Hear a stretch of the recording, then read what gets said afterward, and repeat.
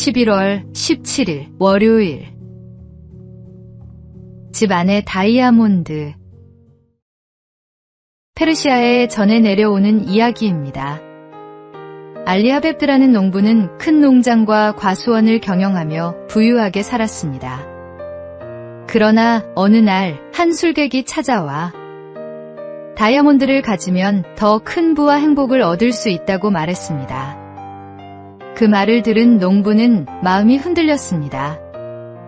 결국 그는 가진 모든 것을 정리하고 다이아몬드를 찾아 나섰습니다. 하지만 오랜 세월을 떠돌며 수고했음에도 원하는 것을 얻지 못했고 지치고 낙심한 끝에 불행하게 생을 마치고 말았습니다. 그런데 그가 떠난 뒤 농장을 산 사람은 우연히 낙타에게 물을 먹이다가 땅속에서 무지갯빛으로 반짝이는 돌을 발견했습니다. 그것은 다름 아닌 다이아몬드 원광이었습니다. 농부가 그토록 찾아 헤매던 보물은 이미 자기 집안에 있었던 것입니다. 사람은 종종 멀리 있는 행복을 쫓아 떠나지만 정작 그 행복은 가까운 곳, 하나님께서 이미 주신 은혜 속에 있습니다. 우리 가정, 건강, 믿음, 그리고 일상 속에 숨어있는 감사의 제목이야말로 진짜 보물입니다. 먼 곳을 바라보며 아쉬워하기보다 오늘 내 앞에 주신 은혜에 만족할 때 삶은 가장 풍요로워집니다. 오늘의 말씀. 어떠한 형편에든지 나는 자족하기를 배웠노니. 오늘의 만나. 지금 누리고 있는 은혜를 소중히 여기십시오. 참된 만족과 행복은 이미 하나님께서 주신 것 안에 있습니다.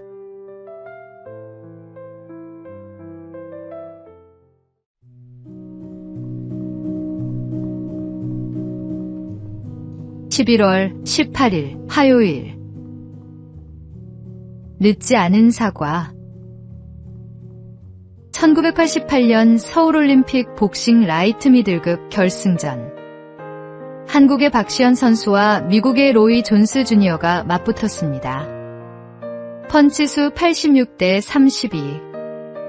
압도적 우세는 로이 선수에게 있었지만 심판은 박 선수의 판정승을 선언했습니다. 충격과 논란은 거셌고 이 경기는 올림픽 역사상 최악의 오심으로 기록되었습니다. 나중에 밝혀진 진실은 심판들이 동독의 압력과 뇌물에 휘둘렸다는 사실이었습니다. 억울한 승리의 주인공이 된 박 선수는 국내외의 비난 속에서 은퇴했고 대인 기피증으로 오랜 시간을 고통 속에 보냈습니다. 그러나 35년이 흐른 뒤 그는 마침내 용기를 냈습니다. 직접 로이 선수를 찾아가 금메달을 건네며 이 메달은 당신의 것입니다라고 고백한 것입니다. 두 선수는 뜨겁게 포옹했고 박 선수는 비로소 마음의 짐을 내려놓을 수 있었습니다. 진실을 바로 세우는 용기는 결코 늦지 않습니다. 용서와 화해는 하나님께서 주시는 가장 큰 선물입니다. 오늘의 말씀.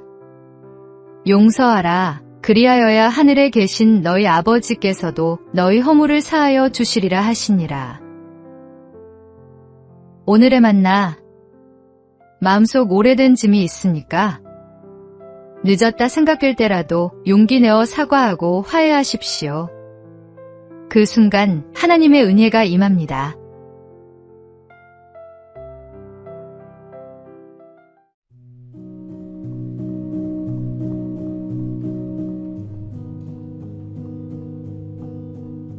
(11월 19일) 수요일. 너마저. 일본 마쓰시타 전기 창립자 마쓰시타 고노스케가 전구 소켓 특허를 냈을 때 주문이 밀려 종업원들은 밤새워 일해야 했습니다. 그는 납품 물량을 끝내야 하니 조금만 더 힘내달라고 부탁했습니다. 그러나 그가 자리를 비우자 기계 소리는 하나둘 멎었고 종업원들은 밖으로 나갔습니다. 마지막까지 남아있던 한 직원마저 나가려 할 때 마스시타가 숨을 헐떡이며 돌아왔습니다. 그는 간절히 말했습니다. 내가 그렇게 부탁했는데 게다가 너마저 나가겠다는 거야?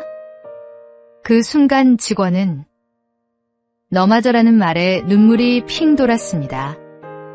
사장이 자신을 그렇게 믿어주고 있다는 사실이 가슴 깊이 와닿았기 때문입니다. 이 감동은 그를 변화시켰고 그는 훗날 산요 전기의 부사장 구도 세이이치가 되었습니다. 사람의 믿음도 이렇게 큰 힘을 주는데 하물며 우리를 끝까지 믿어주시는 주님의 사랑은 얼마나 놀라운지요. 당신을 믿어주시는 주님의 사랑에 감사하며 충성을 다하십시오. 오늘의 말씀. 나를 능하게 하신 그리스도 예수 우리 주께 내가 감사함은 나를 충성되이 여겨 내게 직분을 맡기심이니. 오늘의 만나. 주님이 당신을 믿고 맡기신 자리를 소중히 여기십시오. 감사로 충성을 다할 때 하나님께서 귀히 쓰십니다.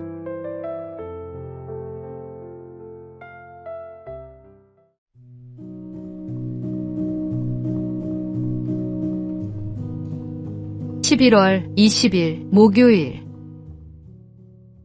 바라보는 것을 바꾸라. 한 여인이 있었습니다. 선장이었던 남편을 폭풍 속에서 잃고 세 아들과만 살아가야 했습니다. 그러나 세월이 흘러도 바다는 그녀의 가정을 계속 시험했습니다. 큰아들은 아버지를 따라 선원이 되었지만 끝내 바다에서 목숨을 잃었고 둘째 아들도 같은 길을 걸으며 세상을 떠났습니다. 이제 막내마저 선원이 되겠다고 하니 어머니의 근심은 깊어졌습니다. 이 사정을 알게 된 목사님이 집을 방문해 말했습니다. 아드님 방에 걸린 그림을 바꾸십시오. 그곳에는 늠름한 선장의 모습과 푸른 바다가 담긴 액자가 걸려 있었습니다. 목사님은 그것 대신 평화로운 농촌 풍경이 담긴 그림을 걸어주었습니다. 세월이 흐른 뒤 가족은 실제로 농촌으로 이주하게 되었고 새로운 삶을 열 수 있었습니다. 바라보는 것이 바뀌어야 새로운 것에 도전할 수 있습니다. 인생의 방향이 달라질 수 있습니다. 하나님을 바라보십시오. 하나님은 그분을 바라보는 자를 닮은 자로 변화시켜 주십니다. 오늘의 말씀. 내가 산을 향하여 눈을 들리라. 나의 도움이 어디서 올까? 나의 도움은 천지를 지으신 여호와에게서로다. 오늘의 만나. 우리가 무엇을 바라보며 사느냐가 우리 인생의 방향을 결정합니다. 오늘 주님을 바라봅시다.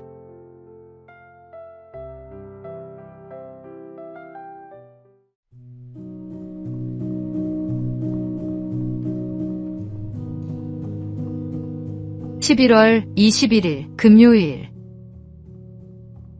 루즈벨트의 안경.